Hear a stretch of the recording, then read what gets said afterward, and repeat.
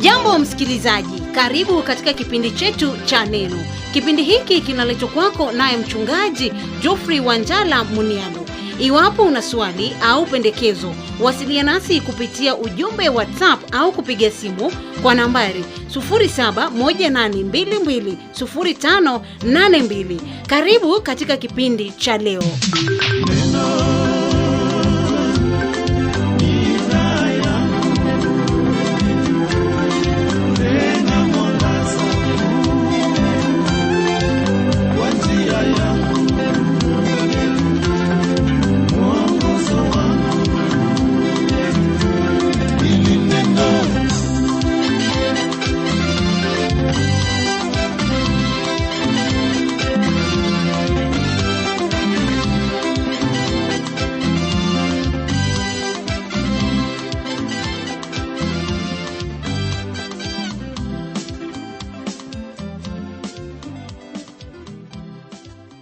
Namshukuru Mungu aliyetupa wakati huu ili tuendelee kubarikiwa kutoka kwenye neno lake, yani Biblia.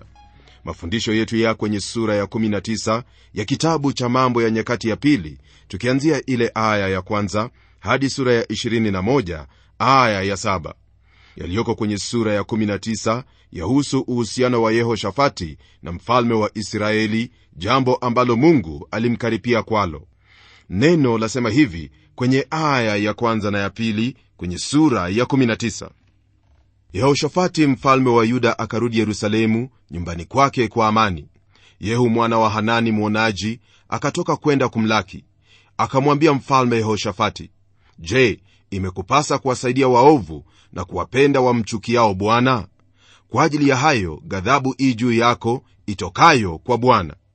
Swali hili aliloulizwa Yehoshafati lilikuwa nzuri kabisa, maana kizazi cha sasa chafaa kujua hili. Mungu hatuulizi kuwapenda hao wanaomchukia na kujitangaza moja kwa moja kuwa wao ni adui zake Mungu. Ni kweli kwamba atuuliza kuwapenda wenye dhambi, lakini si dhambi watendayo. Na kwa ufahamu wako, kuna hao ambao hawataki lolote kumhusu Mungu na hata kujitangaza kuwa adui yake. Amri aliyotupa Mungu ni kuwapenda hao waumini, watu wa Mungu. Na kwa habari ya wenye dhambi, twahitaji kuwapenda kwa njia ya kuwahubiri neno la Kristo, yani habari njema. Yehoshafati hakutumwa na Mungu afanye mapatano na Ahabu au mkewe Yezebeli. Mfalme huyu wa Yuda alikuwa mtu wa Mungu, ila kwa kufanya hivyo alifanya kosa. Lililotendeka ni kwamba Mungu alimruhusu awe katika uhusiano huo kusudi mwishowe apate funzo linalomstahili. Leo hii kuna wengi wanaojifanya kuwa polisi wa kiroho na hutaka kumwambia kila mmoja jinsi anavyostahili kujitenga na watu wa aina fulani au kutojitenga nao. Maandiko ni wazi kwetu kwamba hatufai kuwahukumu wenzetu kuhusu mambo yenye maswali. Hakuna mtu ajaye kwetu ili tuwahukumu. Mtume Paulo anena hili kwenye kitabu cha Warumi sura ya 14 aya ya 4 akisema hivi: wewe u nani umhukumuye mtumishi wa mwingine? Kwa bwana wake mwenyewe yeye husimama au huanguka. Naam, atasimamishwa, kwa kuwa Bwana aweza kumsimamisha. Utakubaliana nami kwamba mara nyingi twajipata kwamba tumewahukumu wenzetu kwa kudhani kwamba hawajajitenga kama inavyostahili. Ila muhimu kwetu ni kuelewa kwamba Mungu aweza kuwasimamisha iwapo wana uhusiano wa binafsi na Kristo Yesu. Hesabu nitakayotoa mbele ya Mungu, msikilizaji, hakuna mwingine atakayewajibika kwayo isipokuwa mimi, na vivyo wewe. Kwa sababu hiyo, kila mmoja wetu kwa ufahamu huo afaa kujishughulisha sana na kutenda yanayomstahili badala ya kukaa na kuhukumiana. Mungu atanikemea mimi iwapo nitakosea, kama ilivyokuwa kwa Yehoshafati, na kunifunza pia. Katika hilo pia tuelewa kwamba yatufaa kuangalia uhusiano upi tunaofanya na watu fulani fulani.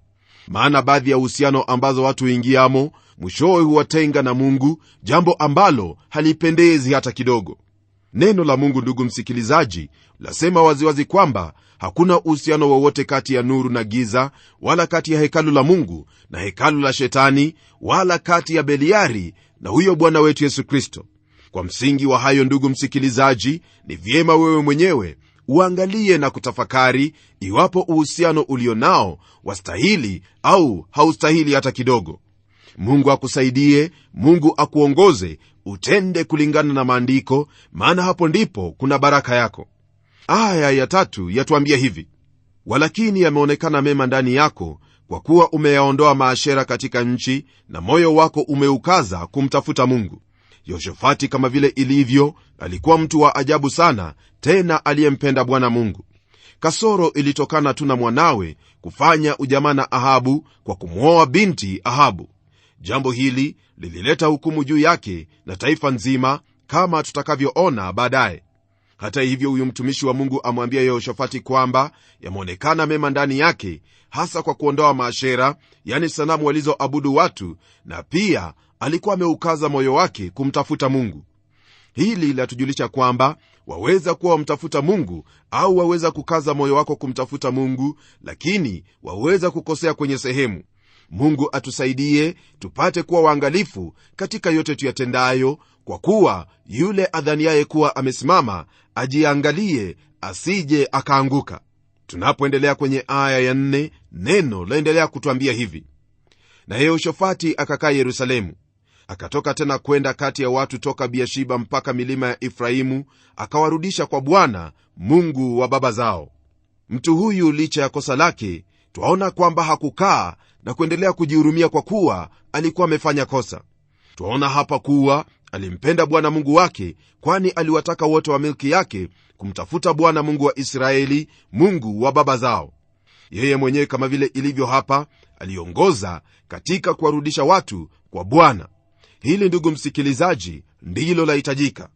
Kiongozi anapoongoza katika kumtafuta Bwana Mungu, daima watu wale wanaomfuata watautafuta uso wake Mungu, na nchi hiyo itabarikiwa. Tuendelea kuona aliyoyatenda, kama vile ilivyo kwenye aya ya 5 hadi 7.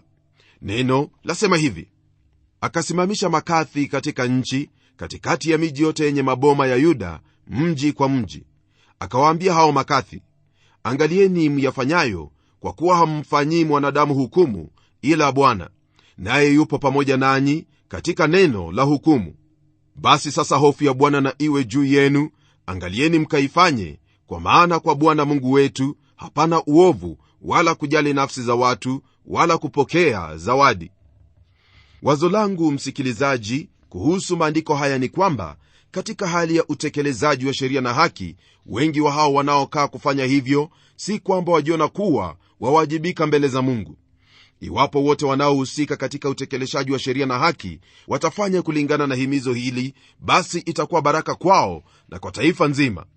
Pasipo ya kuwa na kichwa cha Mungu, ufisadi na mapendeleo yataendelea kuwapo, na hilo litaendelea kuadhiri nchi yoyote ile.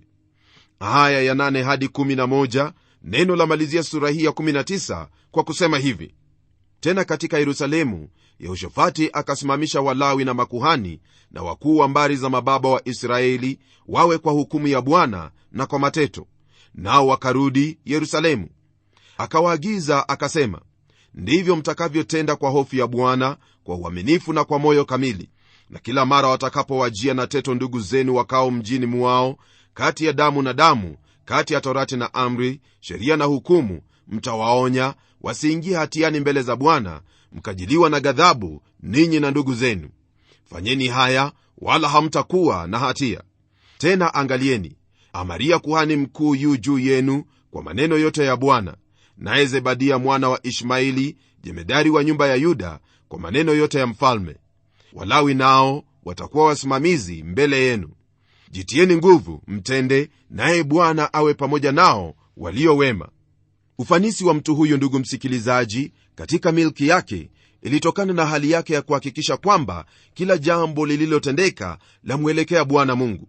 Nawe kama vile wafahamu, hivyo ndivyo yafaa kuwa, maana ufanisi wako ni lazima kuwa na msingi wa namna ile. Watu hutaka kufanikiwa, lakini unapoambia kwamba ni vyema kufuata njia yake Mwenyezi Mungu, wao hawataki hata kidogo, na kwa sababu hiyo ufanisi haupo maishani mwao. Huenda wajiuliza ufanisi ni nini? Ufanisi, msikilizaji, ni wakati ule ambapo wewe una uhusiano wa binafsi na Mungu kwa njia ya Yesu Kristo, na katika yote uyatendayo watenda kwa kichwa chake Bwana. Hiyo ni kukwambia kwamba Ufanisi hauwezi ukapimwa kutokana na magari ulio nayo au shamba ulizo nazo au lingine lolote. Ufanisi mkuu kwa mujibu wa maandiko ni wewe uwe na uhusiano wa binafsi na huyo Mungu wa kweli kwa njia ya mwana wake Yesu Kristo, na umwabudu huyo, kwa kuwa yeye ndiye thawabu yako kuu. Usisahau kwamba Bwana wetu Yesu Kristo alinena na kuuliza swali hili: je, itamfaidi mwanadamu nini ajapopata ulimwengu wote na aipoteze nafsi yake? Kwa hivyo ufanisi ni lazima uwe katika kila sehemu, maana ufanisi wa mali si hakikisho kwamba umebarikiwa na Mungu, kwa kuwa waweza kuwa ni mwizi nawe una mali. Kilichopo tu ni kwamba haijajulikana ni jinsi gani umekuwa ukiiba, au pengine umewatapeli watu au kufanya ufisadi kwa njia moja au nyingine. Baraka au ufanisi, ndugu yangu, usije ukaiwekea mipaka ya utajiri na mali, maana watu hupata mali kwa njia tofauti tofauti. Ufanisi ulio kamili unaotokana na Mungu waanzia katika roho ya mwanadamu, hasa kupatanishwa na Mungu na kutenda yaliyo haki. Hili, ndugu msikilizaji, ndilo twalipata kutoka kwenye neno lake Mungu. Isitoshe, ufanisi unaotokana na Mungu, Mungu haongezi majonzi juu yake. Hivyo ndivyo ilivyo na ndivyo itaendelea kuwa. Tunapogeukia sura ya 20, twapata habari za jinsi Yuda ilivyovamiwa na adui. Neno lasema hivi kwenye aya ya 1 hadi aya ya 3: Ikawa baadaye wana wa Moabu na wana wa Amoni na pamoja nao baadhi ya Wameuni wakaja juu ya Yehoshafati vitani. Wakaja watu waliomwambia Yehoshafati wakisema, wanakuja jamii kubwa juu yako watokao Shamu toka ng'ambo ya bahari, na tazama, wako katika Hasason Tamari, ndiyo En-Gedi. Yehoshafati akaogopa, akauelekeza uso wake amtafute Bwana, akatangaza mbiu ya watu kufunga katika Yuda yote. Mfalme Yehoshafati, kama vile ungelitarajia, aliingiwa na hofu mara alipopokea habari hizo. Hofu hiyo ilimwelekeza kutafuta uso wa Mungu kwa sababu ya janga lililokuwa limewakabili. Naye hakufanya hivyo peke yake, kwani aliwahusisha wote wa milki yake, yani ufalme wa Yuda. Ndugu msikilizaji, hili ni jambo ambalo viongozi wa kisiasa wafaa kufuata, kwani Mungu tu ndiye aweza kuwasaidia. Na mara kiongozi wa kisiasa au serikali anapouelekeza uso wake kumtafuta Bwana Mungu, daima Mungu atamjibia, kwa kuwa Mungu ndiye amemweka pale ili apate kuongoza. Kwenye aya 4 hadi 7 neno la Mungu latujulisha yaliyotendeka. Yuda wakakusanyika pamoja ili wamtafute Bwana, hata kutoka miji yote ya Yuda wakaja kumtafuta Bwana. Yehoshafati akasimama kati ya kusanyiko la Yuda na Yerusalemu nyumbani mwa Bwana mbele ya ua mpya. Akasema, Ee Bwana Mungu wa baba zetu, si wewe uliye Mungu mbinguni? Tena si wewe utawalaye falme zote za mataifa? Na mkononi mwako mna uweza na nguvu, asiweze mtu yeyote kusimama kinyume chako. Si wewe, Ee Mungu wetu, uliyewafukuza wenyeji wa nchi hii mbele ya watu wako Israeli, ukawapa wazao wa Ibrahimu rafiki yako hata milele? Hili alilotenda Yehoshafati ni jambo ambalo babaye Asa hakufanya. Asa hakutegemea ujuzi wa mambo yaliyopita ili ajengeke katika imani. Yehoshafati, akifahamu ahadi ya Mungu kwa Israeli na kwa Ibrahimu rafikiye, alijituliza katika ahadi hizo za Mungu. Katika sala lake alimwelezea Mungu kila hali, na amalizia ombi lake kwa maneno haya yaliyoko kwenye aya ya 12 na 13. Neno lasema hivi: Ee Mungu wetu, je, hutawahukumu? Maana sisi hatuna uwezo juu ya jamii kubwa hii wanaotujia juu yetu, wala hatujui tufanyeje, lakini macho yetu yatazama kwako. Wakasimama Yuda wote mbele za Bwana, pamoja na wadogo wao na wake zao na watoto wao. Naamini kwamba, ndugu msikilizaji, huu ndio mfano ambao wafalme na viongozi wote wafaa kufuata. Kujibwaga mbele za Mungu Mwenyezi katika kila hali, si wakati wa shida tu, bali ni jambo linalohitajika kutendeka mara kwa mara. Kiongozi anayenyenyekea mbele za Mungu ndiyo hupata ufanisi na ushindi mkubwa katika maisha yake, maana atambua kuwa uongozi alio nao watoka kwa Mungu. Kwenye aya ya 14 neno laendelea kutwambia hivi: Ndipo Yahazieli mwana wa Zekaria mwana wa Benaya mwana wa Yeieli, mwana wa Matania Mlawi, wa wana wa Asafu, akajiliwa na roho ya Bwana katikati ya kusanyiko. Kwenye andiko hili, msikilizaji, tuona jinsi nasaba ilivyotumika ili kuwatambulisha manabii au watu waliotenda mambo fulani katika maandiko. Mtu huyu aitwaye Yahazieli mwana wa Zekaria alipokea neno la Bwana kuhusu wakati huo, naye Bwana akasema hivi kwa kinywa chake, kama vile twasoma kwenye aya ya 15. Akasema, sikieni Yuda wote, nanyi mkao Yerusalemu, na wewe mfalme Yehoshafati.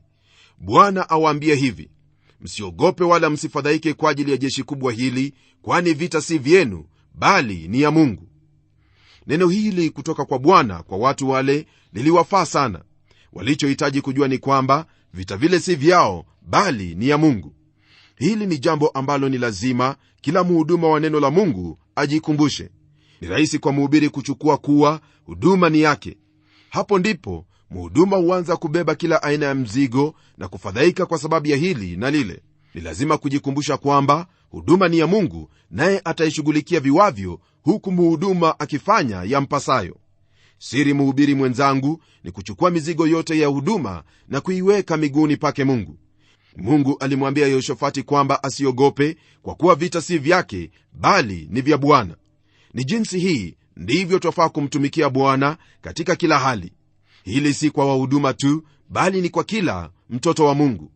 Kumbuka kwamba Yehoshafati alikuwa na ujasiri wa kuomba kwa jinsi hiyo, kwa sababu aliuelekeza moyo wake kumtafuta Bwana Mungu. Ndugu msikilizaji, unapouelekeza moyo wako kumtafuta Bwana Mungu, mara lolote litakapotokea, haitakuwa ni jambo la dharura mbele za Mungu wewe kuingia mbele zake. Kwa hivyo dumisha uhusiano wako na Mungu katika maombi na sala, na pia katika kulisoma neno lake na kutenda kama akuagizavyo. Aya ya 20, ndugu msikilizaji, yasema hivi: wakaamka asubuhi na mapema, wakaenda nje katika jangwa la Tekoa, nao walipokuwa wakitoka, Yehoshafati akasimama akasema, nisikieni enyi Yuda, nanyi wenyeji wa Yerusalemu. Mwaminini Bwana Mungu wenu, ndivyo mtakavyothibitika; waaminini manabii wake, ndivyo mtakavyofanikiwa. Baada ya Mungu kunena nao, sasa waondoka ili kukabili wale adui. Yehoshafati alihimiza jeshi lake wamtumaini Bwana.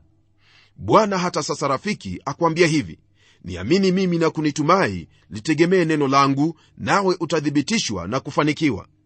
Elewa kwamba hauna njia nyingine ya kuziona baraka zake Mwenyezi Mungu isipokuwa kwa njia hii, yani kumwamini Mungu na kulitegemea neno lake. Wale waliotutangulia, waliotenda makuu na kufanikiwa katika yote waliotenda kwa ajili ya Bwana, ni hao waliomwamini Bwana na kutembea katika neno lake na kulitegemea. Litegemee neno la Mungu, nawe utathibitishwa na kufanikiwa katika maisha yako. Kwenye aya ya 21 neno latuambia hivi: naye alipokwisha kufanya shauri na watu, akawaweka wale watakaomwimbia Bwana na kumsifu katika uzuri wa utakatifu, wakitoka mbele ya jeshi na kusema, mshukuruni Bwana, kwa maana fadhili zake ni za milele. Kama ufahamuvyo msikilizaji, jinsi hii ya kukabili adui ilikuwa ngeni sana, tena isiyo ya kawaida. Huyu mfalme aliwaandaa waimbaji watangulie jeshi lile, nao wamsifu Bwana wakisema fadhili zake ni za milele. Kisha aya ile ya 26 yasema hivi: hata siku ya 4 wakakusanyika katika bonde la Baraka, maana ndipo walipombarikia Bwana. Kwa hiyo jina lake mahali pale pakaitwa bonde la Baraka hata leo. Jina hili Baraka, ndugu msikilizaji, ni nzuri sana, maana watu hawa walipokuwa wakiendelea kumbariki Bwana, Bwana aliwabariki kwa kuwapa ushindi. Hayo ni yale tuyapatayo kwenye aya 27 hadi 30, ambapo neno lasema hivi: kisha wakarudi kila mtu Yuda na Yerusalemu na Yehoshafati mbele yao, ili kuurudia Yerusalemu kwa furaha, kwa kuwa Bwana amewafurahisha juu ya adui zao. Wakafika Yerusalemu wenye vinanda, vinubi na mapanda, kwenda nyumbani kwa Bwana. Ikawa hofu ya Mungu juu ya falme zote za nchi, waliposikia ya kuwa Bwana amepigana juu ya adui za Israeli. Basi ukatulia ufalme wake Yehoshafati, kwa sababu Mungu wake alimstarehesha pande zote. Mpendwa, Iwapo kuna jambo ambalo mataifa ya ulimwengu yafaa kujua na kufahamu, ni kwamba amani na utulivu hutoka kwa Mungu. Daima wengi hufikiri kuwa wakiwa katika muungano fulani basi wa salama. Licha ya miungano ya kila namna ulimwenguni, twaona kwamba hakuna amani ulimwenguni. Sababu kuu ya hali kuwa jinsi ile ni kwa kuwa ulimwengu haumtumaini mfalme wa amani, wala hautaki kumrudia Mungu aletaye utulivu kati ya wanadamu. Sura hii ya 20 yamalizia kwa kusema hivi kwenye aya ya 31 hadi 37: Yehoshafati akatawala juu ya Yuda. Alikuwa na umri wa miaka 35 alipoanza kutawala. Akatawala miaka 25 huko Yerusalemu, na jina la mamaye aliitwa Azuba binti Shilthi. Akaiendea njia ya Asa babaye, wala hakuiacha, akifanya yaliyo mema machoni pa Bwana. Lakini mahali pa juu hapakuondolewa, wala mioyo ya watu bado haijakazwa kwa Mungu wa baba zao. Na mambo yote ya Yehoshafati yaliyosalia, ya kwanza na ya mwisho, angalia, yameandikwa katika tarehe ya Yehu mwana wa Hanani, iliyotiwa katika kitabu cha wafalme wa Israeli. Baada ya hayo, Yehoshafati mfalme wa Yuda akapatana na Ahazia mfalme wa Israeli, naye huyo ndiye aliyefanya mabaya mno. Akapatana naye kufanya merekebu za kuendea Tarshishi, wakazifanya merekebu zile huko Esion Geberi.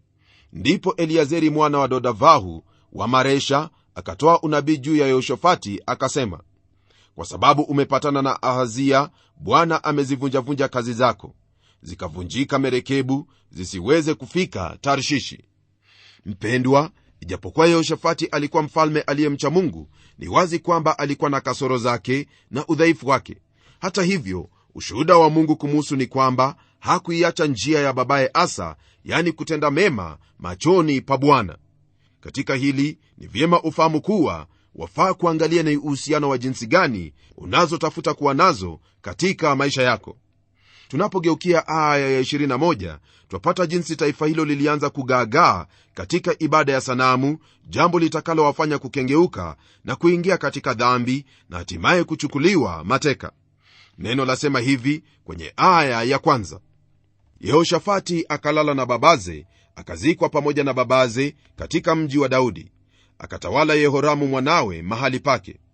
Huyu Yehoramu mwana wa Yehoshafati ndiye aliyeoa kutoka kwa nyumba ya Ahabu, naye kwa uhusiano huo alijifunza uovu mara tu alipotwaa hatamu za uongozi. Kwenye aya ya 2 hadi 4 neno laendelea kutwambia hivi: naye alikuwa na ndugu wana wa Yehoshafati, Azaria na Yehieli na Zekaria na Azaria na Mikaili na Shefatia. Hao wote walikuwa wana wa Yehoshafati mfalme wa Israeli. Baba yao akawapa zawadi kubwa za fedha na za dhahabu na za tunu, pamoja na miji yenye maboma katika Yuda. Lakini ufalme akampa Yehoramu kwa sababu alikuwa mzaliwa wa kwanza. Basi Yehoramu alipoinuliwa juu ya ufalme wa babaye na kujitia nguvu, akawaua nduguze kwa upanga na baadhi ya wakuu wa Israeli pia. Maovu ya mtu huyo, ndugu msikilizaji, yaanza kuonekana mara moja. Baada ya kujiimarisha katika ufalme, aliwaangamiza nduguze wote. Je, alifanya haya kwa nini? Hebu tusome aya ya 5 hadi ile ya 7 tuone hilo lililotendeka. Neno lasema hivi: Yehoramu alikuwa na umri wa miaka 32 alipoanza kutawala, akatawala miaka 8 huko Yerusalemu. Akaiendea njia ya wafalme wa Israeli kama walivyofanya nyumba ya Ahabu. Kwa kuwa alikuwa amemuoa binti Ahabu, akafanya maovu machoni pa Bwana. Walakini Bwana hakupenda kuiharibu nyumba ya Daudi kwa sababu ya agano alilolifanya na Daudi, na kama alivyomwahidi kuwa atampa taa yeye na wazao wake siku zote. Mpendwa, sababu ya mtu huyu kufanya hivi ni kwamba alitembea katika njia ya wafalme wa Israeli, hasa nyumba ya Ahabu. Kuu la kujifunza ni kwamba Mungu hawezi kubariki ndoa za mchanganyiko. Yani wewe muumini unapooa au kuolewa na asiye muumini, hauna baraka kutoka kwa Mungu. Yehoramu alikuwa mwovu sana kiasi kwamba ingelikuwa haki kwa Mungu kukatilia mbali uzao wake. Ila Mungu wetu ni mwaminifu kwa yote anayoahidi, naye hakumharibu kwa sababu ya Daudi mtumishi wake.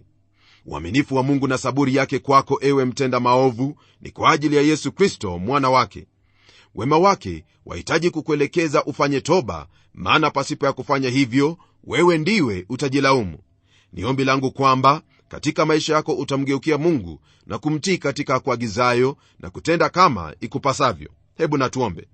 Baba mfalme, katika jina la mwana wa pendo lako Yesu Kristo, na kushukuru kwa kuwa wewe ndiwe Mungu, nawe ndiwe watujali katika maisha haya, na yote unayetuagiza si kwamba waweka mizigo mizito juu yetu, bali wafanya hivyo kwa ajili ya upendo ulio nao kwetu na wema unaotutakia.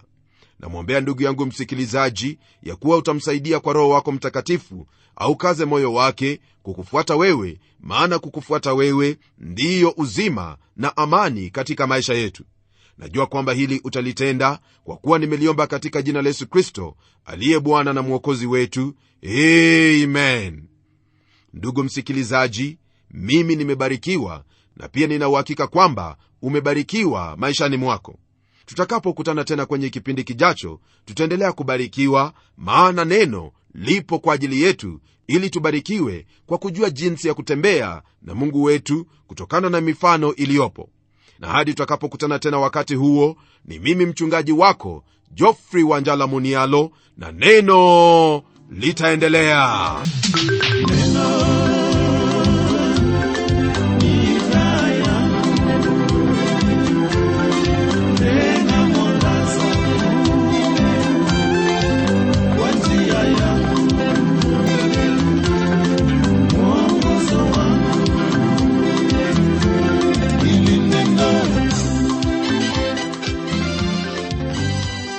Kufikia hapo msikilizaji, naamini umepata baraka tele. Umekuwa ukisikiliza kipindi cha neno na mchungaji Geoffrey Wanjala Munialo. Iwapo una swali au pendekezo kuhusu kipindi hiki, wasiliana nasi kwa kupiga simu, kutuma ujumbe wa WhatsApp au ujumbe wa kawaida kwa nambari 0718220582. Hadi kipindi kijacho, wasaa kama wa leo ndani ya Pendo FM.